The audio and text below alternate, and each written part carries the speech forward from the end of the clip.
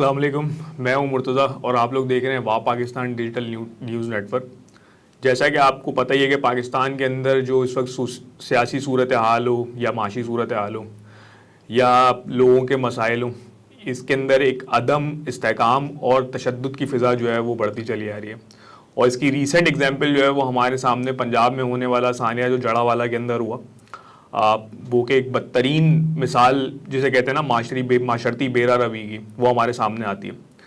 تو اسی کانٹیکسٹ میں بات کرنے کے لیے میں نے اس وقت اپنے اسٹوڈیو کے اندر دعوت دی ہوئی ہے مفتی فضل حمدرد صاحب کو، اور ہم اسی بارے میں ان کے ساتھ ڈسکشن کریں گے۔ مفتی صاحب کیسے ہیں آپ؟ خیریت سے ہیں؟ بہت بہت شکریہ آپ کا، الحمدللہ میں ٹھیک ہوں۔ اچھا مفتی صاحب، اس پورے کانٹیکسٹ کے اندر جو اس وقت صورتحال آپ کے سامنے رہی، اور ہم دیکھ رہے ہیں کہ معاشرے کے اندر بہت سارے مسائل جو ہے وہ بڑھتے چلے آ رہے ہیں، اس کانٹیکسٹ کے اندر علماء کی کیا ذمہ داری ہے؟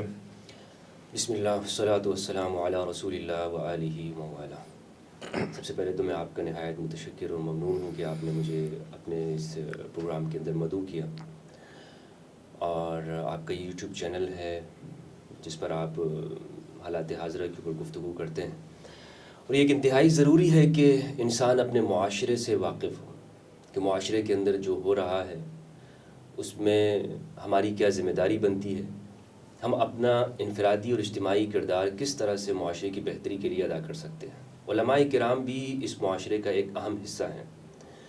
جہاں تک علماء کی ذمہ داری ہے تو قرآن مجید فرقان حمید نے علماء کے حوالے سے یہ کہا ہے کہ علماء کو اپنا علم بتانا چاہیے۔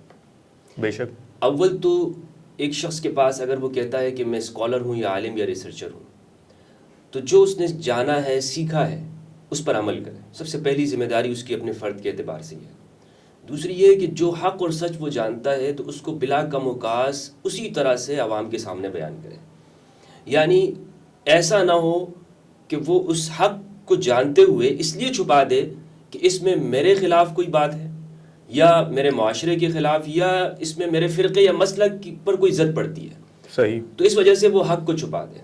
ایسا علماء کو نہیں کرنا چاہیے۔ مکمل جو جس طرح سے اسے سچ معلوم ہے اسے بالکل بیان کرتے ہیں۔ قرآن مجید میں سورۃ البقرہ میں جگہ جگہ پر علماء کی ذمہ داریاں بیان کی ہیں کہ ایک عالم کو معاشرے کا کس طرح سے فرد ہونا چاہیے۔ قرآن مجید میں سورۃ البقرہ کی آیت نمبر 42 ہے، اللہ سبحانہ و تعالیٰ نے ارشاد فرمایا وَلَا تَلْبِسُوا الْحَقَّ بِالْبَاطِلِ وَتَكْتُمُوا الْحَقَّ وَأَنْتُمْ تَعْلَمُونَ، کہ حق کو باطل کے ساتھ گڑ مڈ مت کرو اور حق کو چھپاؤ مت، اور یہ بات تم جانتے ہو۔ حق کیا ہے، رائٹ کیا ہے، سچائی کیا ہے، جب تمہیں معلوم ہے تو پھر ایسا نہ کرو کہ یار اگر میں نے یہ بات بتا دی تو اس میں فلاں سیاسی جماعت کی مخالفت ہو جائے گی۔ آج آپ دیکھ لینا کہ علماء کی ذمہ داریاں کیا ہم علماء پورا کرتے ہیں؟ معاشرے میں ہم صرف اس لیے ڈر رہے ہوتے ہیں کہ اس میں جناب چیئرمین صاحب کسی سیاسی پارٹی سے تعلق رکھتے ہیں، اس لیے امام صاحب اس موضوع پہ گفتگو ہی نہیں کرتے، یا صدر صاحب یا وزیر اعظم صاحب کا ایک مخصوص پارٹی سے تعلق ہے یا کسی بھی علاقے کا، تو ہم ان موضوعات کو چھیڑتے ہی نہیں ہیں، خاموش ہوتے ہیں، ہماری زبانیں بند ہوتی ہیں۔ انسانی حقوق کی جتنی بھی توہین کی جائے معاشرے میں، علماء اس پہ کوئی گفتگو ہی نہیں کر رہے ہوتے۔ کیوں؟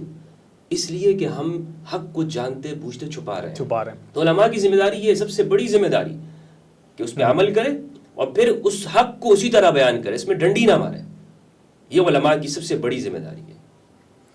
اچھا مفتی صاحب، ایک بہت اہم سوال ہے جو کہ اکثر و بیشتر اٹھتا بھی ہے اور بچپن سے ہی مطلب جو ہے وہ اسکول کے نصاب میں مدارس میں بھی پڑھنے میں آتا ہے، لیکن میں سوال پھر پوچھ رہا ہوں آج آپ سے، دین کیا ہے اور دین اسلام کیا ہے؟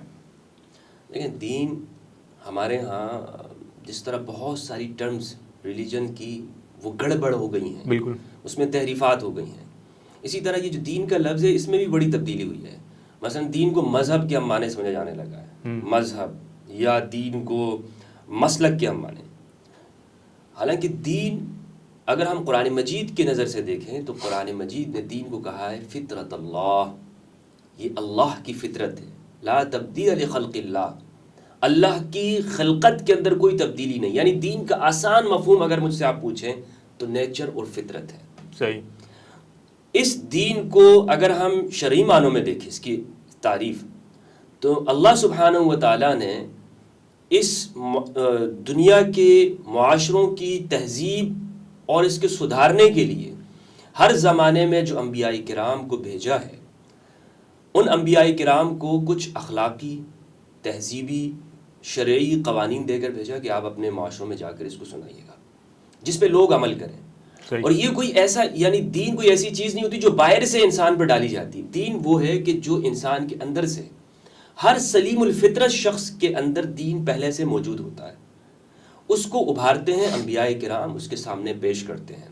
اسی لیے قرآن نے اس کو فطرت کہا ہے، یعنی یہ کوئی ایسی چیز نہیں ہے کہ جس کو ہم دوسروں کے اوپر مسلط کریں۔ آج اگر آپ یہ کہیں نا ایک یہ دیندار شخص ہے، ہمارے ذہن میں کیا آتا ہے اس کے بارے میں؟ اس نے بڑی داڑھی رکھی ہے۔ بڑی داڑھی رکھی ہے۔ ایک خاتون کے بارے میں کیا آتا ہے کہ اس نے برقع پہنا ہوا ہے، وہ اس کو کور کرا دیا گیا اس کو، اور ایک مرد ہے وہ راستے میں جا رہا ہے، بالکل یوں نیچے دیکھ کے جا رہا ہے اور ٹھڈے اس کو لگ رہے ہیں۔ دین کی یہ بالکل سطحی تعریف ہے جو زوال کے دور میں مسلمانوں کے دماغ میں ڈالی گئی، صحیح، جس کی وجہ سے فرقہ وارانہ طور پر لوگوں میں آپس میں اختلافات ہوئے۔ ہر ایک ہمارے ہاں جتنے بھی فرقے ہیں اس کی اپنی تعریف ہے۔ قرآن کو اگر دیکھیں تو قرآن مجید نے جو دین کی تعریف کی ہے بالکل واضح طور پر، سورت نمبر 30 سورہ روم کی آیت نمبر 30 ہے۔ اللہ سبحانہ و تعالیٰ نے ارشاد فرمایا فَأَقِمْ وَجْهَكَ لِلدِّينِ حَنِيفًا، آپ اپنے چہرے کو دین کے لیے یکسو ہو کر پھیر دیں، قائم رکھیں اپنے چہرے کو۔ فطرت اللہ التی فطر الناس علیہا، یہ اللہ کی وہ فطرت ہے جس پر لوگوں کو اللہ نے پیدا کیا ہے۔ لا تبدیل لخلق اللہ، اللہ کی خلقت کو کوئی تبدیلی نہیں ہے۔ ذالک الدین القیم، یہ دین قیم ہے۔ دین قیم مراد یہ ہے کہ دنیا کے ہر معاشرے میں سلیم الفطرت انسان کے اندر جو اچھائیاں پائی جاتی ہیں اس کو دین کہا گیا، اس کو فطرت کہا گیا اللہ سبحانہ و تعالیٰ نے۔ مثال کے طور پر آج ہم پاکستان کے اندر رہتے ہیں، پاکستان میں مجھے بتائیں سچ کی تعریف کیا ہے؟ سچ کسے کہتے ہیں؟ یعنی مجھ سے اگر آپ پوچھیں گے تو میں کہوں گا کہ جناب سچ بولنا چاہیے۔ سچ اسے کہتے ہیں کہ جس طرح جو چیز آپ دیکھتے ہیں اس کو اسی طرح بیان کر دیں، یعنی 2 + 2 4 ہو، ایسے نہیں آپ کہیں گے 2 + 2 5 ہوتا ہے۔ تو دنیا کے ہر معاشرے میں جو سچ کی تعریف ہے، ہر بندہ کہتا ہے کہ سچ ہونا چاہیے، جھوٹ نہیں ہونا چاہیے، عدل ہونا چاہیے، انصاف ہونا چاہیے، معاشرے میں لوگوں کو نقصان نہیں دینا چاہیے، کسی کا مال بغیر اجازت کے اٹھا کر جیب میں نہیں ڈالنا چاہیے، کرپشن نہیں کرنی چاہیے۔ یہ کیا ہے؟ یہ انسانی فطرت اس کو مانتی ہے۔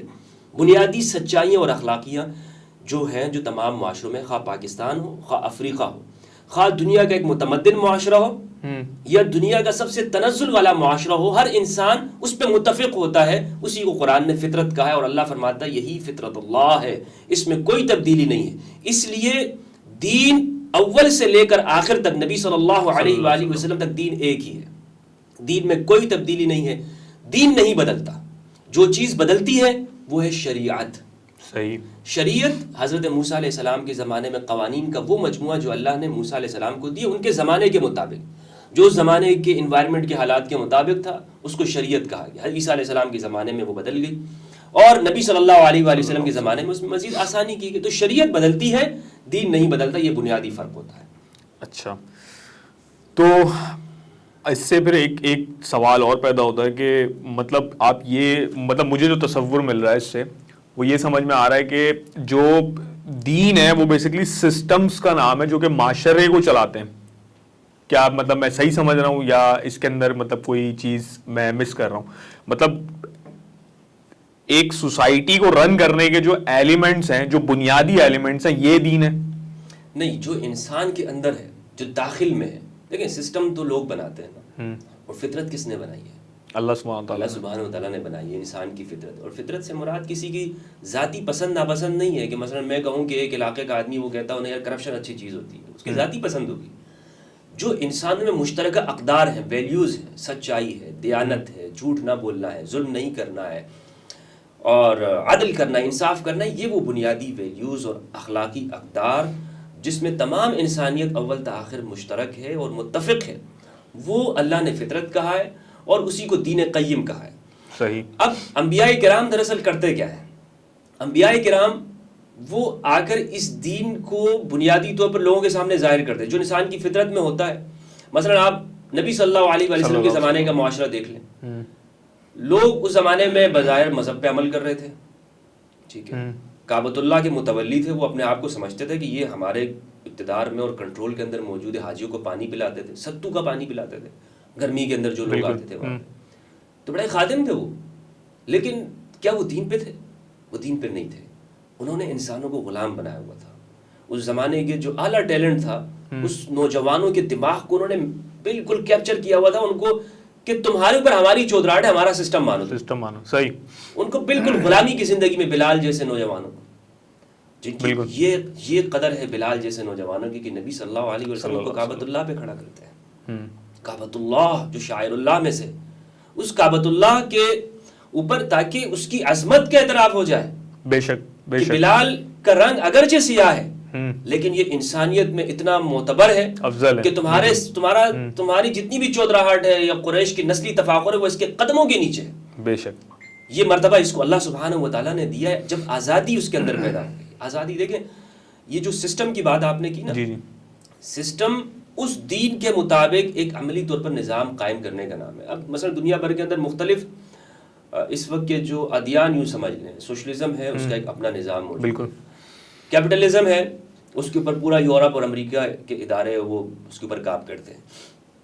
ہم پھنسے ہوئے ہیں مسلمان, ہمیں نہیں پتا. یعنی ایک کمیونسٹ کو پتا ہے کہ سوشلزم کے بنیادوں کے اوپر ہم نے اپنے معاشرے کی تشکیل کرنی ہے.